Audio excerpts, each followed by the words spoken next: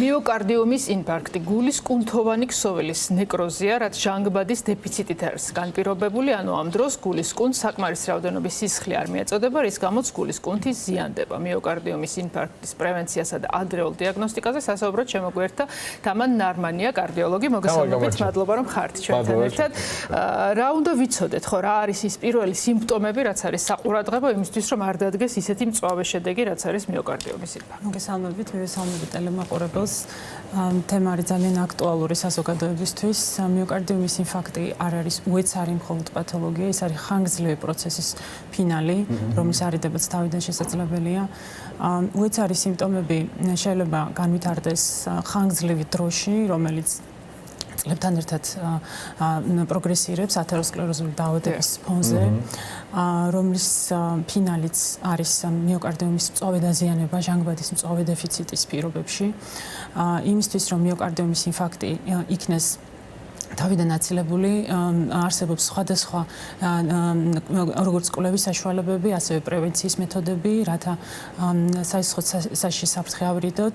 პირველ რიგში ეს არის ამბულატორიული სკრინინგები. ჩვენ კლინიკაში აქტიურად მიმდინარეობს ამბულატორიული სკრინინგი მსგავსი პაციენტების.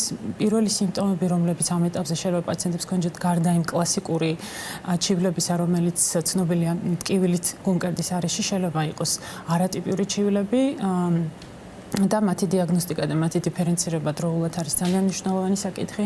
გარდა იმ სტანდარტული ეხოკარდიოგრაფიული, ელექტროკარდიოგრაფიული, ეხოკარდიოგრაფიული კვლევებისა ჩვენ კლინიკაში ასევე კეთდება სტრეს ტესტები, კეთდება ტრედმილზე დატვირთვა. ხო, ძალიან საინტერესოა. მე დავიწყებ სანამ მაგაზე გადავყავ თქვენს მიმართ ვიკითხავ იმ ჩვენებებზე, რომელიც თქვით სანამ ამ კვლევებზე გადავიდოდე. ტკივილი ახსენეთ გულის არეში. ამ ნიშნებს რაღაცნაირი მახასიათებელი აქვს, რითიც ვცნობთ, რომ რამდენად ხშირად ხდება უგულებელყოფა, ვთქვათ ასე. ძალიან ხშირად ხდება ამ ჩივლების უგულებელყოფა. სტანდარტული ტკივილი გულმკერდის არეში ვლინდება მკერდისძვლის არეში მოჭერით ან წვით ან დისკომფორტით, რომელიც შეიძლება გადაეცემოდეს მხარში, ბედში, ზურგში. რასაც ხშირად ყუნთის სპაზმი უბრალოდ რაც შეიძლება იყოს ასევე მიკუთვნებული სხვადასხვა ეტაპზე სამწუხაროდ შეცდომით, როგორც ხშირად ოსტეოხონდროზ, სხვადასხვა გასტროენტეროლოგიურ დაავადებებს, გასტრიტის არსებობას ბრალდება, რაც არის უკიდურესად სახიფათო. ამ საკითხის დიფერენცირება უნდა მოხდეს უშუალოდ სპეციალისტის მიერ, ვინაიდან ხანდახან არც მარტივია მისი ზუსტად გამოვლენა. ჩვენ კლინიკაში, როგორც უკვე გითხარით, კეთდება სტრეს ტესტები, რომელიც ჩვეულებრივ შინ მდგომარეობაში მყოფ პაციენტს, როდესაც მას არ აქვს ჩივილი, ავლენს იმ სიზარღვან პრობლემებს, რომლებიც ვითარდება უშუალოდ სტრესის პირობებში, დატვირთვის პირობებში და გვაძლევს შესაძლებლობას ავირიდოთ თავიდან ის დიდი კატასტროფა, რომელიც შეიძლება მიოკარდიუმის ინფარქტით დადგეს პაციენტის შემთხვევაში. ეს კატასტროფას, რასაც ვიძახით, აპრიორი ლეტალობაზე ვსაუბრობთ?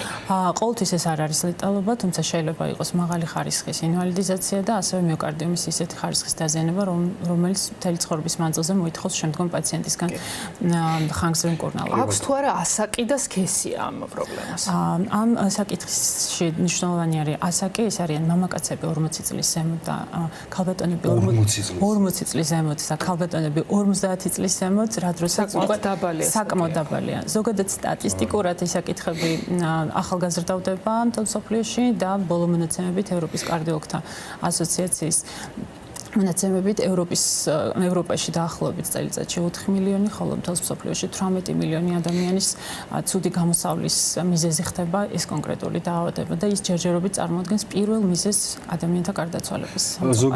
ზოგადი კითხვით კითხავდა მე უფრო კონკრეტიკაზე გადავიდეთ, პრევენცია რამდენად შესაძლებელია მართვაზე აყვანა დაკვირვების და ადრეული დიაგნოსტიკა ხო რამდენად არის სავარაუდო რომ საერთოდ ავირიდოთ თავიდან ეს საბედნიეროდ თანამედროვე კარდიოლოგია იმდენად განვითარდა, რომ ამ საკითხის თავიდან არიდება შესაძლებელია დაახლოებით 80%-ით შეიძლება შემცირდეს ეს ლეტალური გამოსავლის ალბათობა, რომელიც ძალიან მაღალი პროცენტია. იმ შემთხვევაში, თუ პაციენტი დროულად მიმართავს ამბულატორიულ სკრინინგს და იტარებს კვლევებს, რომელიც ექიმის მიერ არის უშუალოდ რეკომენდირებული.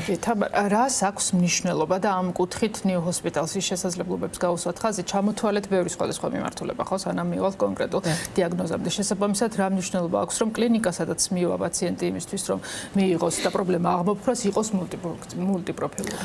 ეს ძალიან მნიშვნელოვანი საკითხია, ვინაიდან მულტიპროფილურ კლინიკას აქვს შესაძლებლობა მართოს არა მარტო კონკრეტულად კარდიოლოგიური პათოლოგია, არამედ ხშირად სხვა თანხმლები დაავადებები. სამწუხაროდ ჩვენ პაციენტებს გარდა კარდიოლოგიური პრობლემისა ხშირად თან აქვთ ისეთი დაავადებები, როგორც ენდოკრინული პათოლოგიები, თირკმლის სხვადასხვა დაავადებები და საჭირო არის კომპლექსური მულტიდისციპლინური გუნდის მუშაობა დაავადების მართვაში. ასევე აღსანიშნავია, რომ პაციენტი, რომელიც ჩვენ კლინიკას მომართავს, კარდიოლოგიური თვალსაზრისით საჭიროების შემთხვევაში ჩართული არის ინტერვენციული კარდიოლოგი, კარდიოქირურგი და იქმნება გულის გუნდი, რომელიც მუშაობს პაციენტის სწორ მკურნალობაზე და სწორ მართვაზე შემდგომ ეტაპზე. თამარ, კორონაროგრაფიაზე მინდა გითხრათ. რას გულისხმობთ ამ ტერმინის ქვეშ, რატო არის უსაფრთხო, ზუსტი გზა ამ კვლევებისთვის და რას მოიცავს ეს კვლევა? კორონაროგრაფია ზოგადად კარდიოლოგიაში მიჩნეულია როგორც ოქროს სტანდარტი, ვინაიდან ის იძლევა ზუსტი დიაგნოსტირების და სწორი ვიზუალიზაციის შესაძლებლობას თვითონ გულის სისარღვების, გულის მკვებავი არტერიების და საჭიროების შემთხვევაში მაღალი ხარისხით შევიწროებული სისარღვების აღმოჩენის შემთხვევაში ასევე აქვს შესაძლებლობა დაუყოვნებლივ სტენტირების ჩატარების.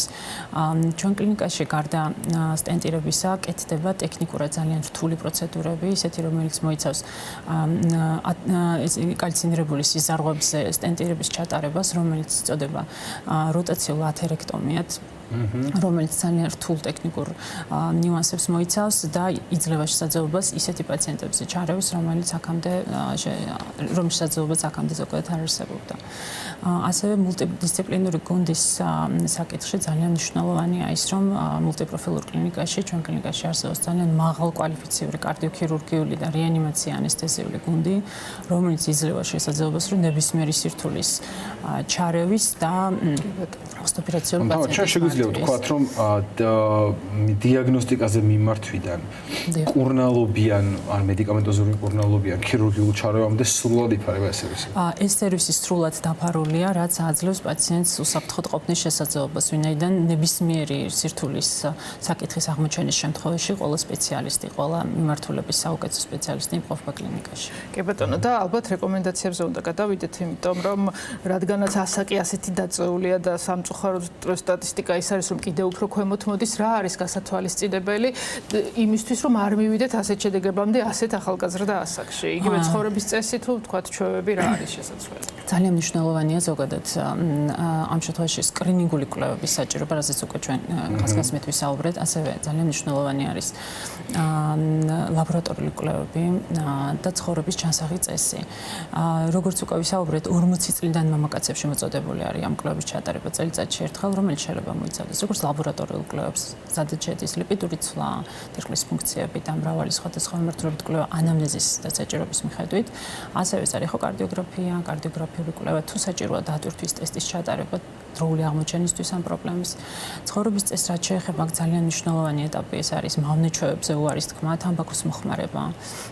ნაჯერი ცხიმების შემცირება კვებაში, კვებას ძალიან დიდი მნიშვნელობა აქვს და ეს საერთო ჯამში ახდენს იმას, რომ ჩვენ ვახდენთ თავიდან ავირიდოთ სხვადასხვა ფაქტორები. არსებობენ პაციენტები, რომლებსაც აქვთ განსაკუთრებით მაღალი რისკი, ისინი არიან შაქრიანი დიაბეტით დაავადებულები, ჭარბი წონით და მემკვიდრულ განწყობას აქვს. გენეტიკური განწყობა, დიახ, სწორი კითხვაა, გენეტიკური განწყობა არის უნიშნულოვანესი საკითხი და გენეტიკური განწყობის არსებობის შემთხვევაში პაციენტი უნდა იყოს განსაკუთრებით ფრთხილად და მან კიდევ უფრო ადრე უნდა მიმართოს. ესე დროს ან როცა რისკ ჯგუფებზე ვსაუბრობთ, როცა საფრთხეებზე ვსაუბრობთ, რეკომენდებულია უფრო ხშირი კვლევები. ეს შეიძლება იყოს რა, წელიწადში 2-3. შეიძლება პაციენტისთვის შეიძლება ეს წელიწადში ერთხელ არის სტანდარტულად, თუ ძალიან მაღალ რისკ ჯგუფს მიეკუთვნებით, შეიძლება ეს აღმოჩნდეს წელიწადში 2-ჯერ. და საუბრისას ალბათ აუცილებლად უნდა შევეხოთ თემასაც, რას ვაკეთებთ ხოლმე არასწორად. იგივე რაღაცა არასწორი მკურნალობა, ან თვითნებური მკურნალობა, ან თვითდიაგნოზირება. აი ამას რამდენად მძიმე შედეგი შეიძლება ქონდეს ამ კონკრეტული პრობლემის შემთხვევაში. საკითხი იმდენად საწყოდ მნიშვნელოვანია, რომ აქ თვითდიაგნოსტიკა და თვითმკურნალობა უკიდურესად საშიშია, ვინაიდან საჭიროა მკურნალობა, რომელიც მტკიცებით მედიცინას და თავდამედროვე გაიდლაინებს ეფუძნება და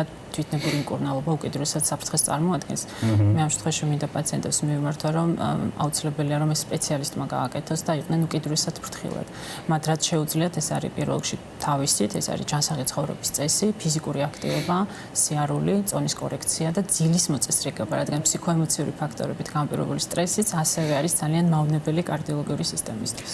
პრინციპში ხო, მანიჩოებზე უარისკმა ძილის მოწესრიგება, ეს ყველაფერი თუ ჩვენ ცხოვრებაში აქტიურად შემოვიდანეთ, მე ალბათ იმის ჩვეუში გაჯნასაც არ არის წინ რო კლუბებზე ვიაროთ და თავსაკუთარ თავს. ბოლოს ისიც თქვა ის ნიშნები კიდევ ერთხელ გავიმეოროთ, რაც სრის უგულებელყოფაც არ არის კარგი და მიგვიყვანს. სტანდარტული ჩივილები, რომელზეც უკვე ვისაუბრეთ, ამის გარდა შეიძლება იყოს არასტანდარტული, მათ შორის ადვილად დაღლა, სუნთქვის უკმარისობა, გულისცემის აჩქარება, მერყევი არტერიული ჰიპერტენზია, დაბუჟების შეგრძნება მხარში, ბედში, რომელიც სხვადასხვა დაავადების დროსაც ხდება, თუმცა მათი დიფერენცირება აუცილებელია მაღალი რისკის შემთხვევაში.